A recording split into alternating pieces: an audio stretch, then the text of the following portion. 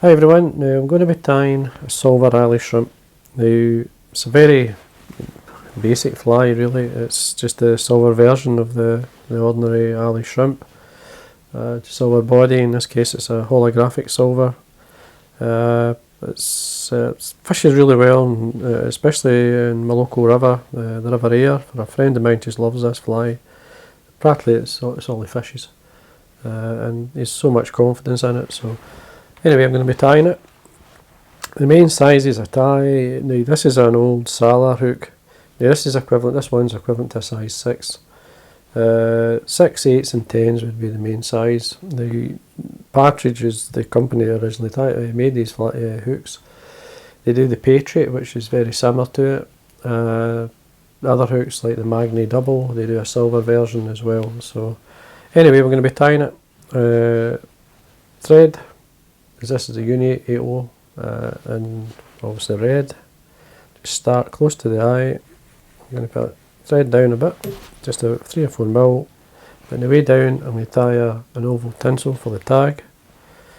Now doesn't matter where you catch it, underneath or catch it on the top, it doesn't matter. I'm just going to catch it on the top and wind down. Doesn't have to be perfect, but wind to the point of the hook, or the hooks. And then we wind 1, 2, 3, 4 turns down, and then bring it up into the 5th turn, bring it between the hooks. Can you see that? And then you want to catch it underneath. That will lock in the tag. And there we are, nice and tight. We trim this to the length of the body, which is there. And then I'm just going to leave that. I'm not going to use the oval tinsel for the rib. I'm going to be basically ribbing it's a holographic silver tinsel body. I'm going to rib it with some wire because it lasts far longer. So I'm going to do the tail now, and what we use for the tail is the orange bucktail. It's a hot orange. This is a vineyard one. The tail can be as light or as heavy as you like. This size, you want to be able to see it. So trim away some from the tail, and then you can either stack the tail up, you can just do what I'm doing here, just bring the tips together. Just doesn't have to be perfect. There we are, but it's nice, a nice sort of taper. I like a nice taper. Length, at least twice the hook length I like. You could go less, it's up to yourself. Some people feel that the fish nip at the tail, so if you don't want that, you can obviously bring it in, but I always feel if the fish is going to take it, it'll take it really, really well. So as I say, at least 2 hook lengths tied over the back.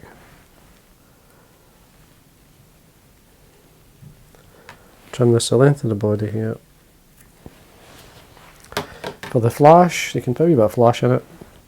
I'm going to use this one here. This is from Vineyards. This one here is the Nano Krystal flash, which is nano meaning obviously small. This is a pearly one. You can see now I've got 3 strands already on my desk, so I'm going to put them into the tail. Use whatever flash you like. Set it on the top. 2 or 3 turns just to get it started. Trim away. Now what I'm going to do here is I'm just going to quickly take the thread up, tying in, or holding in, obviously the tag, the waist end of the tag. See what it's like. That's fine. And the way back down I'm going to tie basically a small wire, silver wire. So see, you could use the oval tinsel and rib it. The wire will certainly last longer. Just catch that on the underside and run all the way down up against the tag and tail. Now what you can do here, the flash is just sitting there. Now you can either use a bit of some hair or this is a large cock hackle. So what I'm going to do here is just tie some fibres on the top. I'll just hold them, I'll just cushion them and hold them, stops them sort of rolling round the tail as much. It's like, yeah. Now I've got a silver holographic tinsel. Oop. This is a large holographic tinsel. I catch that on the way up.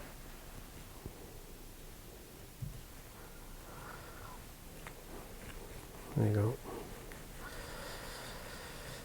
All the way up. Give yourself plenty of room to tie in. We've got squirrel tail. We've obviously got a hackle to tie in at the top, so, and golden pheasant crest. So we want a nice, reasonably straight turn at the back, and then just work our way up. The large covers really well, slightly overlapping the last turn a wee bit. You want to do that because when you rib it, it will catch it in far better. 3 or 4 turns to hook, just to hold. Bring our wire up. About 5 or 6 times is fine. Last turn, just come straight up, follow it up with the thread, put a 90-degree bend into it. That stops it slipping back. And when you're happy, bend and break it away. We quick look to see what it looks like. That's fine. Got a reasonable shape. I've got the grey squirrel. Now you could just tie as an underwing. Sorry, as a wing. But normally you would have some top and bottom. So, but what I like to do is I actually like to roll it round. So take a length out. So it's like a big hackle. Obviously, make sure there's no broken ends at the base here. Just flick them out. You want this. Basically, if you imagine tying a wing on your fly, you come to the end, towards the end of a tail. In this case, because it's so long, it's basically, this is representing the legs of the shrimp, really. You want this to the back. So I usually tie at the top before I do that, but make sure you wax your thread. And you want it to start just right beside the body there, where the body finished. Set it on the top. Now you can see my fingers are sitting about a wee bit of distance away from it, because what I'm trying to do here is encourage, or get the thread to encourage the fibres round the shank. And just keep it reasonably tight. Follow it, I will follow it. The wax thread gives you extra grip. Then when you're happy, just let it go. Some you have to sit down and basically practice. 3 or 4 more turns in. Make sure it's not going to move. We check, I'm happy with that, and then trim away. I remember years ago learning to try and do that, and it was used to drive me crazy. But once you practice it a bit, it's fine. The wax, having the wax thread certainly helps, because it's like it gives you grip. Get some fibres here at the top I missed. There we go. Again, wax your thread. There's plenty of area there to tie in these ends, so take your thread up. A nice base of thread down, ready. In this case, for the golden pheasant tippet. Now I've got the tippet feathers here. This is dyed hot orange. Take a feather out.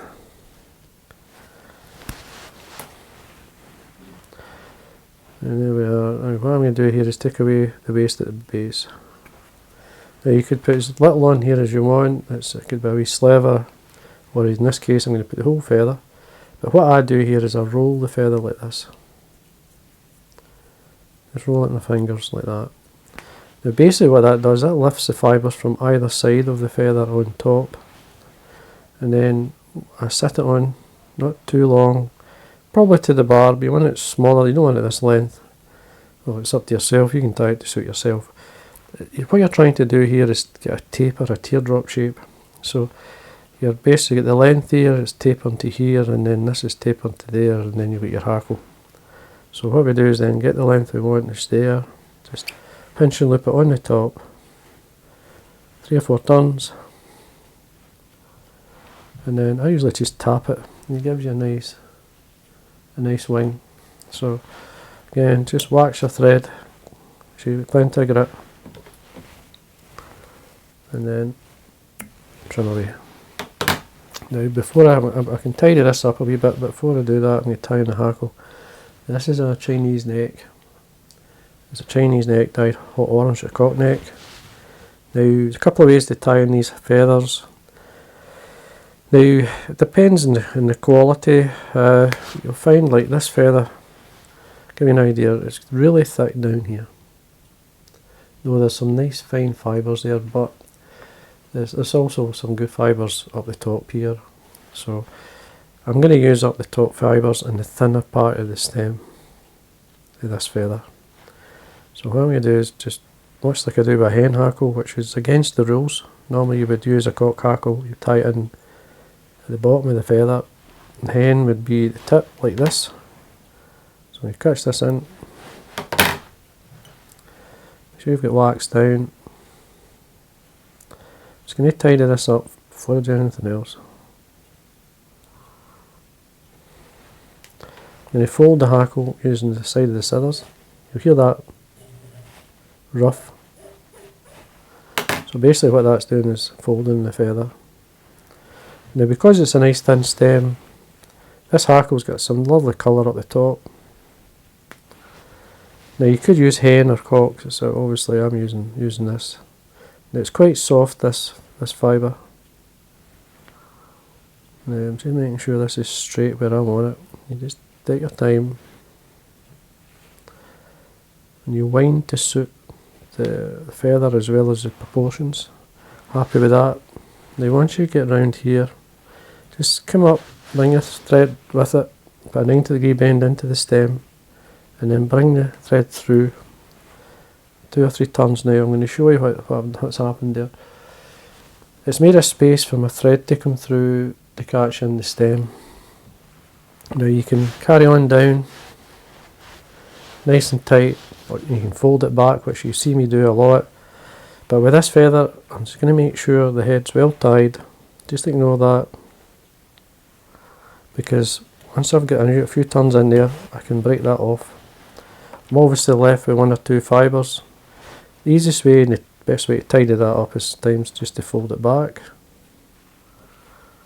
So I'm just going to fold it back, because I'm still forming the head with the thread, getting a nice shape. I'm just working around the materials. The next cape I'll tie it maybe the opposite way.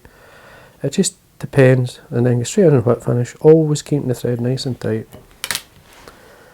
Now just trim away your thread. That's the alley shrimp. Now I'm going to blow the hairdryer through it. So what this does, when you're winding a hackle or tying anything on, you're basically twisting it. These hackle turns are one turn in front of the other, and as you come round it catches the fibres and sometimes it'll go with it. If you add a wee bit of heat, it just brings it back to its natural shape, so I'm going to do that.